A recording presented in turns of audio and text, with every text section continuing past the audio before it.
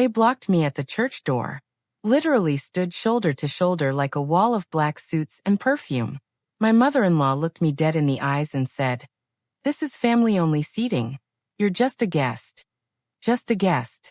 I'd been married to her son for 9 years. My sister-in-law leaned in with this little smirk and whispered loud enough for everyone to hear, "We'd appreciate it if you found somewhere else to sit. This row is reserved for actual family." People in the pews turned to look. I could feel their stares on my skin like sunburn.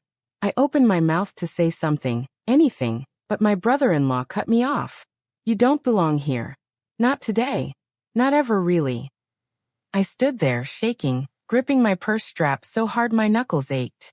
Then the funeral director appeared at my elbow. He leaned close, and I caught the faint smell of cedar and old paper on his jacket. His voice was barely a whisper. "Ma'am, there's a legal request tied specifically to your name. The will reader has asked that you remain on the premises." I blinked. The family blinked. Wait. Why is the will reader asking for me? My name is Charlotte Whitmore. I'm 36 years old. And for most of my marriage, I've been the spouse who never quite fit in. I grew up in a small apartment above a laundromat in Dayton, Ohio. My mom worked double shifts as a nurse's aide, and my dad drove a delivery truck until his back gave out. I put myself through community college, got a degree in accounting, and built a decent career doing bookkeeping for small businesses. Nothing flashy, nothing impressive by the Whitmore family standards. When I married David, I thought love would be enough to earn me a seat at their table. I tried everything. I brought homemade dishes to every holiday. I remembered every birthday, every anniversary, every preference. His mother liked lavender sachets. His father preferred black coffee with 1 sugar. I memorized it all. But it never mattered. To them, I was the girl from nowhere who somehow tricked their son into a ring. The grief I felt standing outside that church wasn't just about losing my father-in-law, Gerald. It was the grief of 9 years spent reaching for people who kept pulling their hands away. I wasn't rich or glamorous. I didn't come from old money or a family with a name that opened doors. But I had something they didn't expect. And honestly, I didn't come to fight. I came to honor a man who, despite everything his family did, had shown me one small, quiet kindness that none of them ever knew about. Now, if you've ever been treated like extra baggage in someone else's family, like you're just this person they tolerate at holidays but never truly welcome, then you already know exactly how this feels. If you've ever been made to feel invisible during the moments that matter most, a funeral, a wedding, a family gathering where suddenly the rules change and you're on the outside looking in, I want you to subscribe to this channel right now, because stories like this are for you. Let me ask you something. Have you ever been excluded from an important moment and told it wasn't your place? Tell me about it in the comments. I read every single one. And before this story goes deeper, hit that like button or click hype, because trust me, you're going to want to be here for what happens next. They didn't just block me from a pew. They banned me from the entire service. David's older brother, Preston, the one the family treated like royalty, walked over to me in the vestibule with his wife trailing behind him like a shadow. The smell of lilies from the arrangements was so thick it made my throat tight. Preston straightened his tie and looked at me the way you'd look at a stain on a white tablecloth. "Charlotte, we've discussed it as a family. We'd like to keep the service clean and private. Immediate family only." "I am immediate family," I said. "You're David's wife," he said, like that was a lesser category. "This is about blood." His wife nodded. Actually nodded, like she'd rehearsed it. Guests filing into the chapel slowed down to watch. An elderly woman I'd never met gave me a pitying look. A cousin I recognized from Thanksgiving 2 years ago averted his eyes completely. I was being publicly dismissed, and no one said a word in my defense. Not even David, who was somewhere inside already, probably sitting in the front row where they'd saved him a seat. The one they didn't save for me. I stepped back toward the wall, my heel catching on the carpet. That's when the side door opened, and a man in a gray suit walked in carrying a leather briefcase. He spoke briefly to the funeral director, who pointed directly at me. The man in the gray suit nodded and walked over with purpose. "Are you Charlotte Whitmore?" "Yes." "Good. Please don't leave. Your presence is legally required for what follows the service." Preston's face went white. His wife grabbed his arm. The family had spent the morning trying to erase me, and now they were realizing that someone with legal authority had written my name in ink they couldn't smudge. They told me to wait outside during the prayers. Not in the lobby. Outside. On the stone steps of the chapel, in the October wind, where the air smelled like wet leaves and exhaust from the parking lot. I could hear the organ music bleeding through the heavy wooden doors. I sat on that cold step and folded my hands in my lap, and did not cry. Not because I wasn't hurting. Because I'd learned a long time ago that crying in front of these people gave them something they could use. When the service paused for a break, people spilled out for air. And that's when David's Aunt Lorraine found me. She marched over with her heels clicking on the stone, and didn't even lower her voice. I hope you're not planning to make a scene about the will. Everyone knows you married David for what you could get. Chasing inheritance at a funeral. That's low, even for someone like you. Someone like me. She said it in front of 6, maybe 7 people. A man holding a paper coffee cup. A woman dabbing her eyes with a tissue. They all heard. They all looked. Nobody corrected her. I looked at Lorraine and said nothing. She wanted a reaction. She wanted me to shout or defend myself so she could point and say, "See? See what she's really like." I gave her silence. After she walked away, Preston appeared again. This time his voice was softer, almost conspiratorial. "Charlotte, listen. If you just leave now, things will be simpler. The reading is a formality. Nothing in there concerns you. If you stay, it's only going to get complicated, and nobody wants that." Complicated for who? I asked.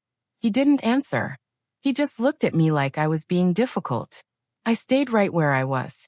I sat on that step, and I noticed every detail. The way Preston kept checking his phone. The way David's mother clutched her purse like it held something precious. The way they all kept glancing at the man in the gray suit, trying to read his expression. I noticed everything because I'd spent 9 years being invisible in this family. And invisible people see more than anyone gives them credit for. They had minimized me at every Thanksgiving, every Christmas, every birthday dinner where my gift was open last and thanked least. They had whispered about my clothes, my job, my family. They had taught their children to call me Charlotte, while every other aunt got a warm nickname. And now, at a funeral, they were doing what they'd always done. Erasing me. But this time, the ink wouldn't come off. What they didn't know was, I wasn't just here to mourn. I was here because Gerald Whitmore, the man in the casket, had asked me to be. Not out loud. Not in front of the family. Gerald was never a loud man. He was the quiet one at the table.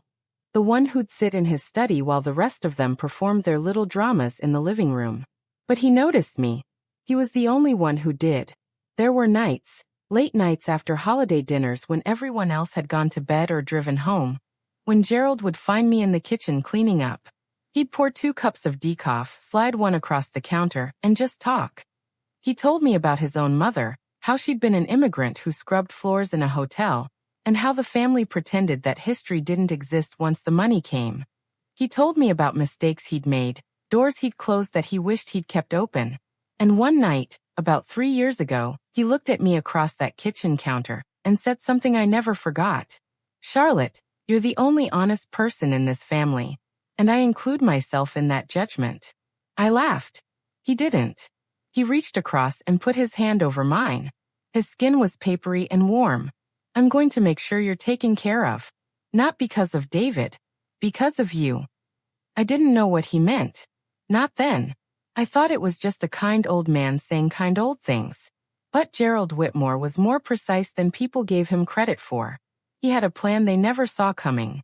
And neither did I, fully, until the man in the gray suit showed up and said my name like it was the most important word in the room. The will reader's urgency told me something was about to surface. Something the family had never bothered to look for, because they were too busy looking at themselves. After the service ended and the family filed out like a procession of entitlement, a woman approached me. She was small, maybe 60, with sharp eyes behind wire-rimmed glasses and a briefcase that looked like it had survived 30 years of courtrooms. Her name was Helen Russo, and she was Gerald's personal attorney. Not the family attorney. Gerald's. "Mrs. Whitmore," she said, extending her hand. Her grip was firm and dry. I've been expecting this exact scenario. Gerald warned me his family might try to exclude you. He warned you. In writing. 3 separate times over the last 2 years. He updated his instructions as recently as 4 months ago. She glanced toward the family gathered near the parking lot. Preston was pacing. David's mother was talking rapidly to someone on her phone. They looked restless, like animals sensing a change in weather. Stay close to me, Helen said. And don't engage with any of them until the reading. Can you do that? I've been doing that for 9 years. She almost smiled. Inside, the family was already assembling in the lawyer's office space attached to the chapel. It was a narrow room with wood-paneled walls and a long table. The air smelled like furniture polish and old carpet. Preston sat at the head of the table like he owned it. David's mother sat to his right. David sat further down, and when I walked in, he looked up with an expression I couldn't quite read. Guilt, maybe, or confusion. The rest of the family filled the remaining chairs. Nobody offered me one. Helen pulled a chair from the wall and placed it at the table for me. She's not part of this, Preston said immediately. She is, Helen replied. Legally, documented, and irrevocably. Gerald Arthur Whitmore named Charlotte Elaine Whitmore as a primary beneficiary and sole trustee of the Whitmore Family Trust. The room went so quiet, I could hear the fluorescent light buzzing above us. Preston's mouth opened. Nothing came out. David's mother set down her phone slowly, like she was handling something fragile. That's not possible, she whispered. Helen opened her briefcase and produced a thick document. She placed it on the table and turned to a page marked with a blue tab. Gerald restructured the trust 18 months ago. The house on Birch Lane, the investment portfolio, and the charitable endowment are all under Charlotte's trusteeship. He left a letter explaining his reasoning, which I'll read now if there are no objections. There were objections. Preston practically lunged forward. This is fraud. She manipulated him. He wasn't in his right mind. He underwent a cognitive evaluation 5 months ago at my recommendation, Helen said calmly. He scored in the 97th percentile for his age group. The results are attached as Exhibit D. She didn't even blink. Preston turned to me. What did you do to him? What did you say? I looked at him. I looked at all of them. And for the first time in 9 years, I didn't feel small. I didn't do anything, I said. I just showed up. Every holiday. Every hospital visit. Every Sunday dinner where you all talked over me like I was furniture. I showed up, and I listened to him, and I treated him like a person instead of a bank account. That's it. That's all I did. David's mother started crying. Not grief crying. The kind of crying that comes when you realize you lost something, and it was your own fault. David stared at the table. He wouldn't look at me. Preston opened his mouth again, but Helen raised her hand. Gerald anticipated resistance. Page 14 outlines a contestation clause. If any family member challenges the trust, their individual inheritance is reduced by 75% and redirected to the charitable endowment. Gerald was very thorough.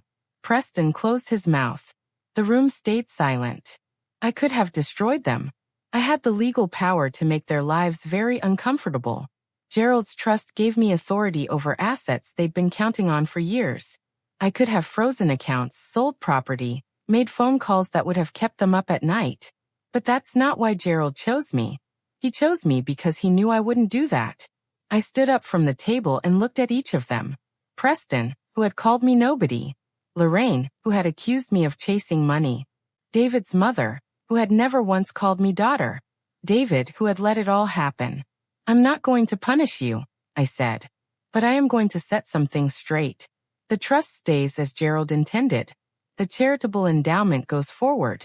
The house on Birch Lane will be maintained, and I will decide how and when family events happen there. If you want to be part of that, you will treat me with the respect you should have given me from the beginning. If you can't do that, then you're welcome to step away. But you don't get to erase me anymore. Nobody argued. Nobody could. I walked out of that room, and the hallway was quiet except for my own footsteps on the tile floor. The late afternoon sun came through the chapel windows and made long gold rectangles on the ground. I stopped by the guest book near the entrance and saw Gerald's photo on the memorial table. A younger version of him, smiling, standing in a garden. I touched the edge of the frame. "Thank you," I whispered. "I'll take care of it." The grief was still there. It would be there for a long time. But underneath it, there was something else. Something solid, like bedrock. I had walked into that church feeling small, shaking, gripping my purse strap like a lifeline. I walked out knowing my worth. Not because of the money. Not because of the trust or the house or the legal documents. Because one person had seen me clearly and said, "You matter." And he'd made sure the whole family would have to acknowledge it too. If you've ever been blocked from a funeral, excluded from a wedding, or told you didn't belong in a family space that should have been yours, I want to hear your story. Drop it in the comments. Tell me about the moment someone said, "You don't belong," and how you handled it. Whether you stayed silent or stood your ground or walked away, your experience matters, and this community is here for it. If this story felt personal to you, subscribe so you don't miss what's coming next. We believe in standing your ground, even when the ground is shaking. And tell me, what was the moment you realized your worth didn't depend on their approval? Click hype to help this story reach others who need it. If you've ever stood up for yourself when everyone expected you to stay quiet, this channel is your home. Subscribe and be part of a community that doesn't look away. If this story helped you feel seen, even for a moment, click hype so it can find someone else who needs to hear it today. I'd love to know where you're watching from. Drop your city or your country in the comments so we can see just how far this reaches. And to every single one of you who shows up for stories like this, who listens, who shares, who refuses to let people be invisible, thank you. You're the reason these stories get told.